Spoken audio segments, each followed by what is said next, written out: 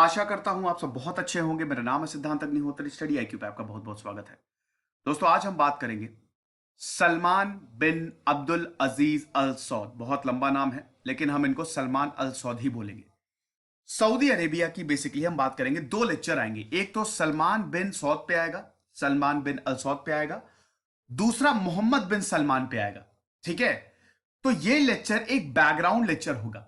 कहते हैं ना कि पूरी पिक्चर दिखाने से पहले ट्रेलर बहुत इंपॉर्टेंट है, तो ये ट्रेलर है। इसमें हम सऊदी अरेबिया के बारे में समझेंगे। मैं आपको एक एक चीज बहुत अच्छे से कवर कर दूंगा, मतलब क्लियर कर दूंगा, क्योंकि अगला जो लेक्चर मैं लूंगा मोहम्मद बिन सलमान पे, वो काफी डिटेल्ड लेक्चर होगा कि जो 3 साल हैं, 2017 से 2020 आ गया है, मोहम्मद बिन सलमान ने क्या क्या किया है और किस तरीके से उनको देखा जा रहा है। लेकिन इससे पहले हमको सऊदी का इतिहास, अभी तक सऊदी में क्या हुआ है, सलमान बिन अब्दुल अजीज अल सौद के बारे में समझना बहुत ज्यादा जरूरी है। वैसे आपको बता दूं दोस्तों, इस लेक्चर में हम यह भी देखेंगे कि क्यों अमेरिका सऊदी के इतने नखरे झेलता है। और सऊदी की जो फोर्सेस हैं, सऊदी की मिलिट्री बहुत ही ज्यादा कमजोर है। अमेरिका और पाकिस्तान पे बेसिकली सऊदी अरेबिया ज्यादा निर्भर रहता है। जो सऊदी की कंपनीज है, अरामको स्पेशली, वो तो देशों से भी ज्यादा अमीर है। बहुत पैसा सऊदी के पास। यहां पे तेल आपको मिल जाएगा, तेल के कुएं मिलेंगे, लेकिन पानी के कुएं सारे के सारे सूख गए हैं, क्योंकि यहां पे कोई नदी, कोई झील नहीं है। और अगले 11 सालों में ऐसा बोला जा रहा है कि सऊदी में सारे सोर्स पानी के खत्म हो जाएंगे, बहुत बड़ी प्रॉब्लम हो जाएगी। तो हम देखेंगे दोस्तों, एक एक चीज पे नजर डालेंगे। डिटेल्ड लेक्चर होगा। और ईरान, सऊदी, गल्फ कंट्रीज, क्या रिलेशन है सऊदी के और देशों से, और सलमान बिन अब्दुल अजीज की बायोग्राफी भी देखेंगे। आगे आगे बढ़ते हैं दोस्तों। सिरंस को रिकनेक्ट मेरा फेसबुक पेज है, सिद्धांत अग्निहोत्री के नाम से मेरी फेसबुक प्रोफाइल है। दोनों ही जगह पे चेक पीडीएफ ले सकते हैं, सवाल भी पूछ सकते हैं। Happy Holi to all of you in advance. हमारे कोर्सेज सारे एग्जाम्स के लिए आते हैं, तो आप जिस भी एग्जाम की तैयारी कर रहे हैं, वेबसाइट विजिट करिए, नंबर्स पे कॉल करिए, 70% ऑफ है। ये डिस्काउंट है होली पे। और अब मैं ट्विटर पे भी आ गया हूं, तो ये रही मेरी आईडी, मुझे आप फॉलो कर सकते हैं ट्विटर पे। तो सबसे पहले तो ये वर्ल्ड मैप है, देख लीजिए सऊदी अरेबिया कहाँ है। ये रहा सऊदी अरेबिया, ग्रीन में आपको दिख रहा है ना। यहीं से तो बेसिकली इस्लाम निकला 632 एडी में। ठीक है, मक्का मदीना इस्लाम की दो होलीएस्ट सिटी यहीं पे ही आपको मिलेगी, मक्का और मदीना। ठीक है, रेगिस्तान और पहाड़ी एरिया है, बेसिकली मुस्लिम देश है। वहाबिज्म यहां से आया है, वहाबिज्म यहां पे फॉलो किया जाता है दोस्तों। ठीक है, और सुन्नी मुस्लिम्स आपको बेसिकली यहां पे मिलेंगे। बहुत अमीर देश है, रॉयल फैमिलीज रूल करती हैं दोस्तों, एक तरीके से उनकी डिक्टेटरशिप है। ठीक है, लेकिन रॉयल फैमिलीज के अंदर जो है डेमोक्रेसी है। ठीक है, जब अगला राजा कौन होगा या क्राउन प्रिंस होगा, जब इसकी बारी आती है, इसके चयन की बारी आती है, तब ये जितनी भी रॉयल फैमिलीज के मेंबर्स है ना, ये सब आपसी सहमति से फैसला लेते हैं। भले ही बाहर से डिक्टेटरशिप, सरकार को चलाने के लिए, लोगों को कंट्रोल करने के लिए पूरी डिक्टेटरशिप है इनकी, लेकिन आपस में बढ़िया है। लेकिन अभी ये खबरें आ रही हैं दोस्तों कुछ सालों से कि परिवार के अंदर सब कुछ सही नहीं है। तभी तो एमबीएस मोहम्मद बिन सलमान जो हैं, बहुत कोशिश कर रहे हैं कि पूरी की पूरी पावर उनके हाथ में आ जाए। ठीक है ना, तो उस पर भी हम नजर डालेंगे, लेकिन वो अगले लेक्चर में देखेंगे। मोहम्मद बिन सलमान के बारे में हम अगले लेक्चर में जानेंगे। ठीक है, मुझे पता है आपको शायद यही लग रहा होगा कि मोहम्मद बिन सलमान पे ये लेक्चर होगा, लेकिन ये इनके पिताजी पे लेक्चर है, क्योंकि हम सऊदी अरेबिया को समझ रहे हैं। तो ये देख लीजिए दोस्तों, सऊदी अरेबिया, ये प्रॉपर मैप है। ठीक है, मैंने आपको वर्ल्ड मैप में दिखा दिया था। ये रहा सऊदी अरेबिया, ये है रियाद। ठीक है, ये बेसिकली गल्फ कंट्रीज हैं। ठीक है ना, गल्फ कंट्रीज की बात करें, जो गल्फ काउंसिल का हिस्सा है, जीसीसी जिसको बोला जाता है, टोटल 6 कंट्रीज आती हैं। एक तो इसमें है सऊदी अरेबिया। ठीक है, दूसरा है हमारा ओमान। कहां गया ओमान, ये रहा। ठीक है ना, उसके बाद दोस्तों यहां पे यूएई, ये यूनाइटेड अरब एमिराट्स। अच्छा, यूएई की बात करें, चलिए मैं आपको बता दे रहा हूं, यूएई में भी 7 रॉयल फैमिलीज हैं, जिनको एमिर, मतलब जिनके राजा को एमिर बोला जाता है, वहीं से एमिराट्स आया है। समझ रहे हैं ना, तो यूएई, यूनाइटेड अरब ऑफ एमिराट्स, यहां पे 7 रॉयल फैमिलीज है, जो 7 बेसिकली प्रोविंसेस को कंट्रोल करते हैं। शारजहां, दुबई, वो सब आपको यूएई में मिलेगा। तो ये जो राजा रजवाड़े हैं ना, इनका जो परिवार है, बेसिकली पूरी जो ताकत है वो इनके हाथ में है। ठीक है ना, तो सऊदी अरब हो गया, यूएई हो गया, उसके बाद आपका ओमान हो गया, गल्फ कंट्रीज की बात कर रहा हूं, फिर कतार हो गया, ठीक है, और फिर बहरेन हो गया। ठीक है, तो ये 6 जो है ये गल्फ कंट्रीज है। हालांकि इराक को भी इसमें लाने की बात काफी टाइम से चल रही है, लेकिन इराक से कुछ मतलब चीजें बन नहीं पाई हैं, ठीक है। और सऊदी अरेबिया और ईरान की तो आपको पता ही है कितनी भयानक दुश्मनी है, ठीक है। सऊदी अरेबिया कहता है हम ज्यादा ताकतवर है, ईरान कहता है हम ज्यादा ताकतवर है। सऊदी अरेबिया और अमेरिका की बहुत अच्छी दोस्ती है, अमेरिका सारे सऊदी अरेबिया के नखरे सहता है। हुआ क्या दोस्तों, अगर सऊदी का इतिहास देखें, चलिए मैं थोड़ा सा इतिहास भी आपको बता देता हूं। देखिए ये जो एरिया आपको दिख रहा है, यहां पे ट्राइब्स थी, अलग अलग कबीले थे, बिदुइन्स, कुरैश ट्राइब। तो यहां पे ये जो कबीले थे ये बटे हुए थे, ठीक है, ये यूनिफाई नहीं थे। इसको कंसोलिडेट किसने किया, और वो काम आज भी जारी है। आज भी पूरी तरीके से कबीलों को यूनाइट नहीं किया जा सका है, लेकिन एक जबरदस्त कोशिश की गई इब्न साउद अब्दुल अजीज द्वितीय इनके द्वारा। और यही अब्दुल अजीज, ये जो टाइटल है, ये जो मतलब जो भी जो राजा बनता है वो लेता है। ये कौन है? इब्न साउद अब्दुल अजीज पहले राजा हैं ये सऊदी अरेबिया के। अब ये कैसे राजा बने? कोई भी राजा कैसे बनता है दोस्तों? सिंपल सी चीज है ना, कि जो किंगडम बिखरा है, जितनी ट्राइब्स हैं उन सबको एक कर दो। इतिहास में यही हुआ है, जहां पे बड़े बड़े एम्पायर बने हैं और जो फाउंडिंग मेंबर रहा है उसने क्या किया है, उसने सारी ट्राइब्स को एक कर दिया है। यही सऊदी अरेबिया में हुआ। सऊदी अरेबिया में सारी ट्राइब्स को एक कर दिया गया, ठीक है। कोशिश बहुत जबरदस्त की गई और 1932 में यह सब कुछ हुआ। और हाउस ऑफ सऊदी, जो कि सऊदी अरेबिया की रॉयल फैमिली है, उनका दबदबा यहां पे कायम हो गया। 1932 से लेकर 1953 तक अब्दुल अजीज का शासन था। फिर दोस्तों सऊद आए, फिर फैजल आए, फिर खालिद आए, फिर फाद आए, फिर अब्दुल्ला और अभी सलमान, ठीक है। तो ये इन ब्रीफ मैंने आपको बताया। अब यहां पे एक चीज और देखिए, अभी तो क्या है कि जब 1932 में सऊदी अरेबिया का जन्म हुआ बेसिकली, और सबको यूनाइट किया गया, तो इतना अमीर नहीं था ये रीजन। ये अमीर हुआ 1940s में, जब सऊदी में तेल के भंडार मिलने लगे। सऊदी के साथ साथ कतर, इराक, यहां पे भी तेल के भंडार मिलने लगे। खेल खत्म, तेल मिल गया, खेल खत्म, दुनिया झुक गई इनके सामने। और सऊदी का परिवार जो है, मतलब जो रॉयल फैमिलीज है, भर भर के पैसा कमाया। और सऊदी में आप देखिए बड़ी जबरदस्त बिल्डिंग्स हैं, ठीक है ना, काफी गजब का। ये यूनाइटेड अरब एमिरेट्स हो गई और ये सऊदी अरब हो गई, यहां पे बहुत ही जबरदस्त डेवलपमेंट है, ठीक है। हालांकि औरतों को राइट्स नहीं है बिल्कुल भी। अभी मोहम्मद बिन सलमान बहुत औरतों को राइट्स दे रहे हैं, ये अच्छी बात है, ठीक है ना, कि मोहम्मद बिन सलमान जो है वो औरतों को एक तरीके से काफी मेन स्ट्रीम में लाने की कोशिश कर रहे हैं। लेकिन मोहम्मद बिन सलमान के और बहुत ज्यादा नेगेटिव एस्पेक्ट भी हैं, ठीक है ना, उसकी भी बात करेंगे। कमाल खुशगोगी के टुकड़े करवा के फेंक दिए थे भैया। कमाल खुशगोगी कौन? सऊदी में जो जर्नलिस्ट थे। सऊदी अरेबिया का जो परिवार है वो खाली दो लोगों से डरता है, दो तबकों से। एक तो फ्री मीडिया से डरता है सऊदी का जो परिवार है, मैं आपको बहुत अच्छे से एक एक चीज बता रहा हूं, ठीक है। और दूसरा स्ट्रॉन्ग मिलिट्री से डरता है। पता है ऐसा क्यों? फ्री मीडिया होगा तो परिवार को उखाड़ के फेंक देंगे लोग, क्योंकि लोग जाग जाएंगे। ताकतवर सेना होगी तो सेना तख्ता पलट कर देगी। ये दो रीजन बहुत बड़े हैं कि सऊदी अरेबिया में कभी भी मिलिट्री ताकतवर है ही नहीं। सऊदी अरेबिया भले ही अमेरिका का साथ दे रहा हो सीरिया और इराक में लड़ने के लिए, यमन में हूती, भले ही यहां पे हूती रिबल्स का साथ, लेकिन कुछ भी नहीं मिल रहा है सऊदी अरेबिया को, क्योंकि उनकी मिलिट्री इतनी ज्यादा प्रोफेशनल है ही नहीं। मिलिट्री कमजोर है सऊदी अरेबिया की, क्योंकि यहां के परिवार को लगता है अगर मीडिया और मिलिट्री सही हो गई और हमने अगर मिलिट्री को काफी ताकत दे दी तो हमारा ही काम तमाम कर देंगे। तो सऊदी फिर कहां से? अमेरिका पे निर्भर है सऊदी। और अमेरिका क्यों सऊदी को इतनी हेल्प देता है? सिंपल सी चीज है, तेल, एनर्जी, नेचुरल गैस। सऊदी में ये सब बहुत भर भर के भंडार मिलता है ना। यहां पे सऊदी की जो कंपनी है, जो अरामको है, जो इनकी सऊदी की कंपनी है, ठीक है, जिसमें भारत ने भी काफी इन्वेस्टमेंट किया है, वो तो इतनी अमीर है, देशों की इतनी जीडीपी नहीं है जितनी अरामको के पास पैसा है। समझ रहे हैं? तो सऊदी काफी अमीर देश है। और ये क्यों है? सिर्फ और सिर्फ एनर्जी सोर्सेस की वजह से। लेकिन पानी यहां पे नहीं मिलता है, पानी की भारी किल्लत है। पानी यहां पे तेल से ज्यादा महंगा है। यहां पे आपको तेल के कुएं मिलेंगे, लेकिन पानी के कुएं सब सूख गए हैं।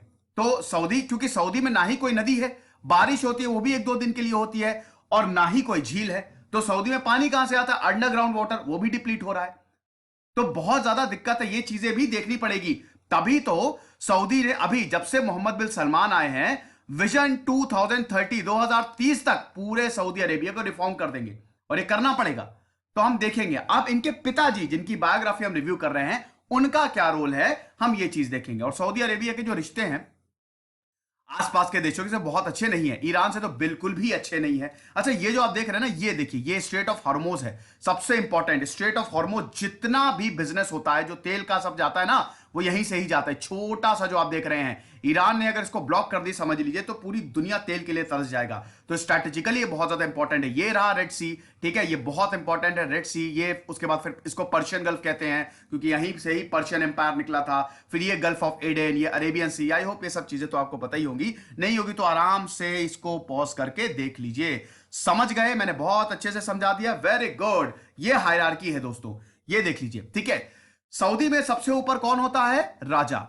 राजा के पास सारी ताकत है। अब डेफिनेटली इनके पास मिनिस्टर होते हैं, सऊदी में भी आपको प्राइम मिनिस्टर मिलेंगे, डिफेंस मिनिस्टर मिलेंगे, लेकिन सब राजा कंट्रोल करता है। यहां पे कॉन्स्टिट्यूशनल मोनार्की टाइप का नहीं है। जैसे होता क्या है आमतौर पे कि जैसे ब्रिटेन में देखिए, ब्रिटेन में क्या है कि जो राजा है, जो रानी है, वो खाली ऐसे ही बस नाम की रानी है, ठीक है। बस उनको एक ऑनर देने के लिए वो टाइटल दिया हुआ है, वो बस साइन वाइन करती है, और ज्यादा उनका जो पूरी ताकत है वो पार्लियामेंट के हाथ में है। लेकिन यहां पे ऐसा नहीं है। यहां पे राजा महाराजाओं के पास पूरी ताकत है। जो रॉयल फैमिली है ना सऊदी की, वो सब कंट्रोल करती हैं। फ्री मीडिया, मैंने अभी आपको बताया ना। अच्छा, कमाल खुशगोकी के बारे में तो बताना ही भूल गया था कि भैया वो सऊदी में रहते थे और यहां पे डेमोक्रेसी पे बहुत ज्यादा लेख लिखते थे कि पूरी पावर जो है ये रॉयल फैमिलीज के पास है। एक दिन मोहम्मद बिन सलमान ने बुलाया, टुकड़े करवा के फेंक दिए।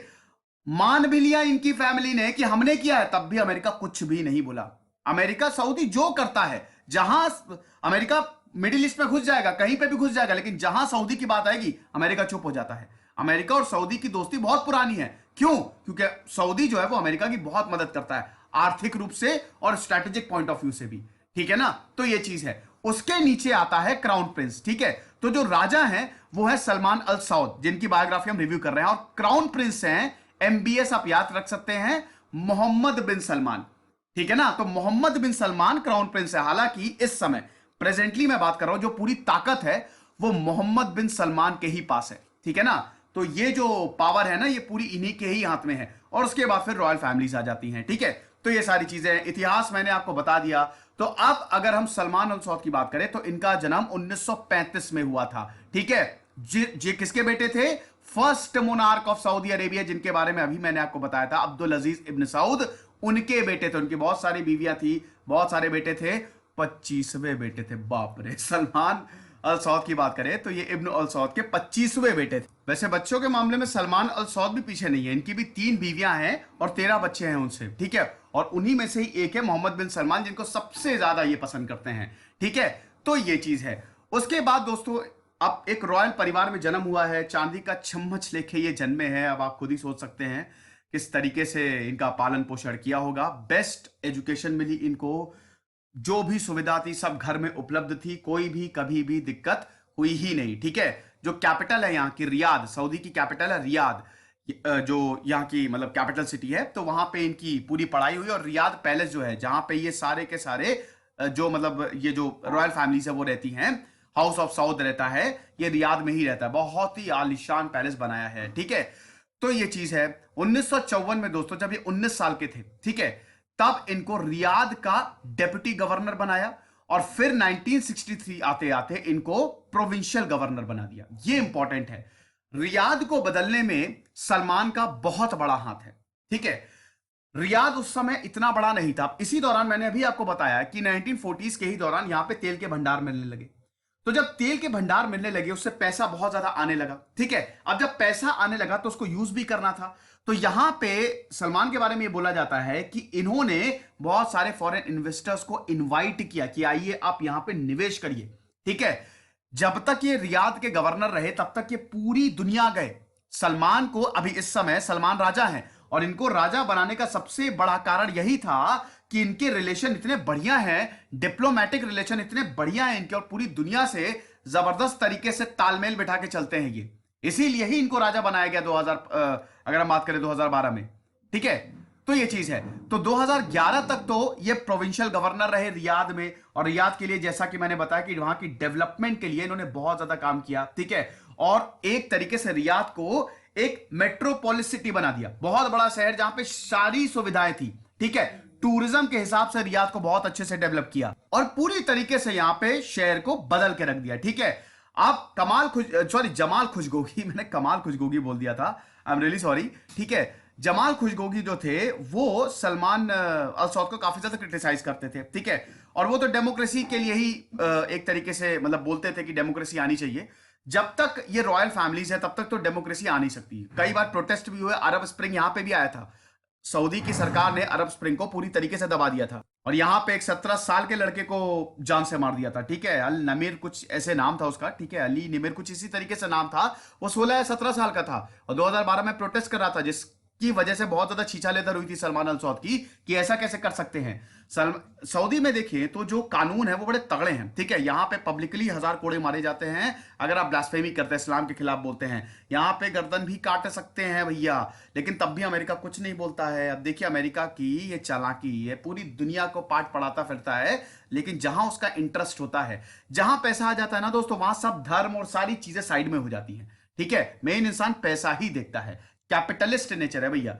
तो हम देख रहे हैं कि जब तक ये रियाद में रहे तब तक इन्होंने बहुत कुछ किया। ठीक है, टूरिज्म को अट्रैक्ट किया, रियाद को एक बहुत बड़ा टूरिज्म हब बनाया और बहुत बड़ा शहर बनाया। ठीक है, इकोनॉमी यहां से पूरी कंट्रोल होने लगी। ठीक है, और एक तरीके से पावर का बैलेंस किया। देखिए जब यहां पे वहाबिज्म आया है ना, और सऊदी में मोनार्की डेवलप हुई, तो जो वहाबिक क्लेरिक्स थे उनको बहुत ज्यादा ताकत मिली। ठीक है, जो उलेमाज होते थे, जो टीचर्स होते थे, बेसिकली जो धर्म गुरु थे, उनके पास बहुत ज्यादा ताकत थी।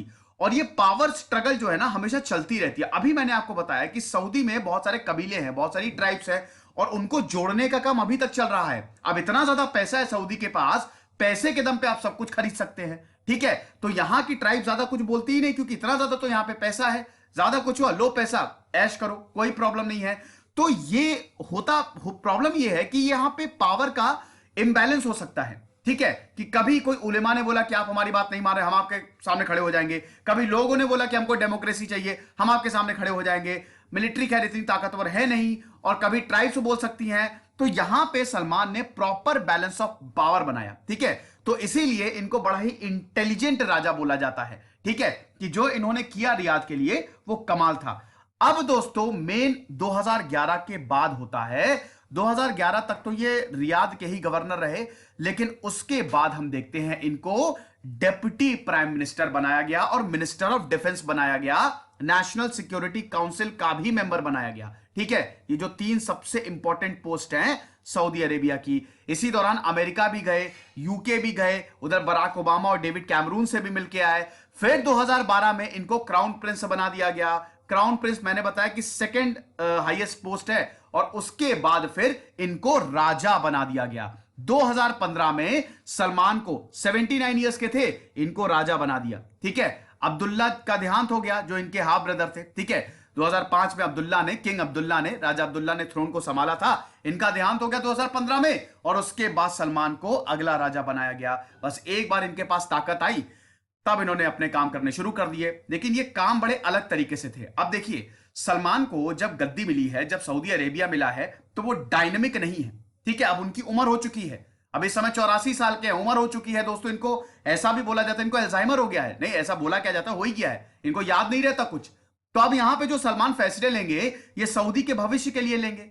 तो सलमान को कुछ ना कुछ करना है ताकि उनकी पावर मेंटेन रहे और आने वाली नस्लें ही रूल करे सऊदी पे। तो इन्होंने क्या किया, 2017 में फटाक से अपने बेटे मोहम्मद बिन सलमान को क्राउन प्रिंस बनाया।